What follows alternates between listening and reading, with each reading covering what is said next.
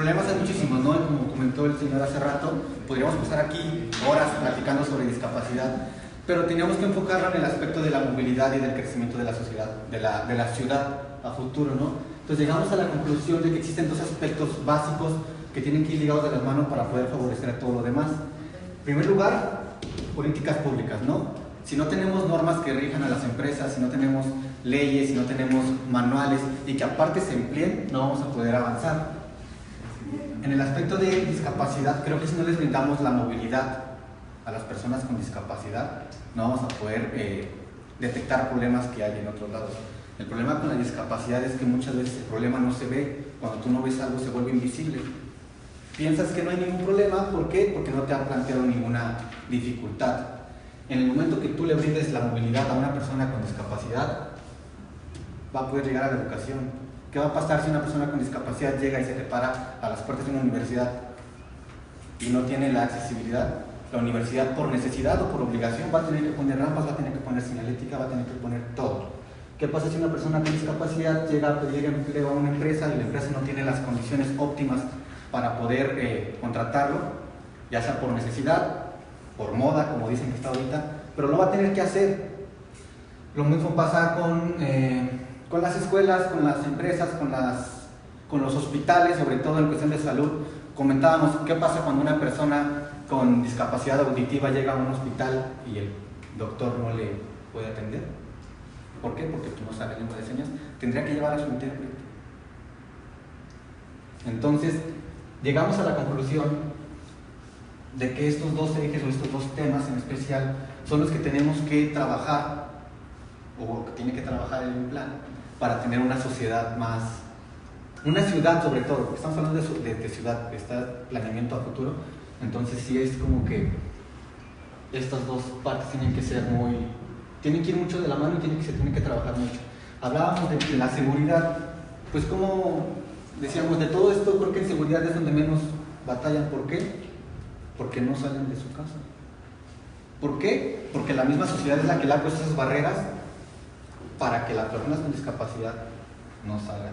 Decíamos, ¿qué pasaba cuando el transporte público no tenía las rampas o los elevadores eléctricos? Que los concesionarios decían, ¿para qué voy a poner rampas en mi transporte si no lo necesito? ¿Qué pasa? Que de alguna forma se les obligó, las personas con discapacidad los empezaron a usar.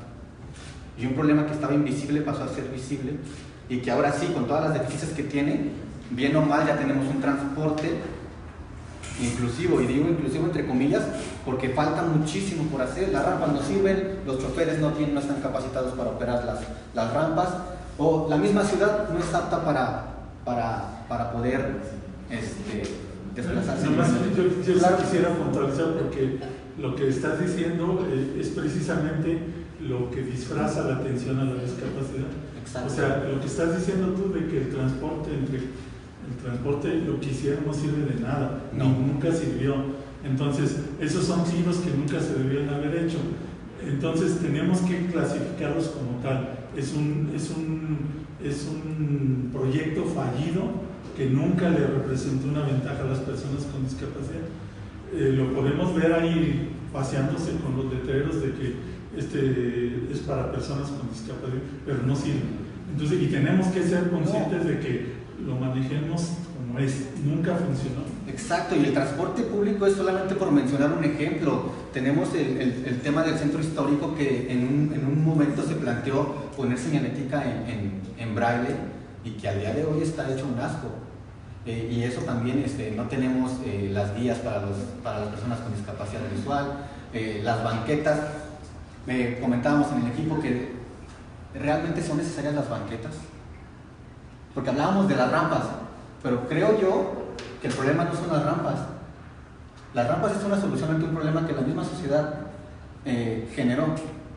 ¿Qué pasaría si en lugar de rampas habláramos de que no existieran las banquetas y que tuviéramos una educación vial para que los coches no se suban a los espacios para los peatones, y que los peatones no bajen al área para el cruce vehicular?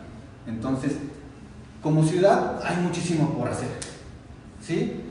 Ponemos el ejemplo de la ciudad de Querétaro, que al menos el centro histórico de Querétaro en tema de inclusión está muy avanzado. porque en algunas partes ya no hay banquetas, porque todos los semáforos tienen el dispositivo sonoro para las personas con discapacidad visual, toda la señalética está en braille, y creo que es algo que la ciudad de San Luis Potosí tiene que copiar o tiene que implementar dentro del centro histórico. Digo centro histórico no porque la ciudad no lo necesite, sino porque por algo tenemos que empezar. Del centro histórico irnos expandiendo. Así como ha ido creciendo la ciudad a lo loco, así tiene que ir creciendo así tiene que ir adaptando la ciudad para que tengamos las condiciones óptimas para brindar esto.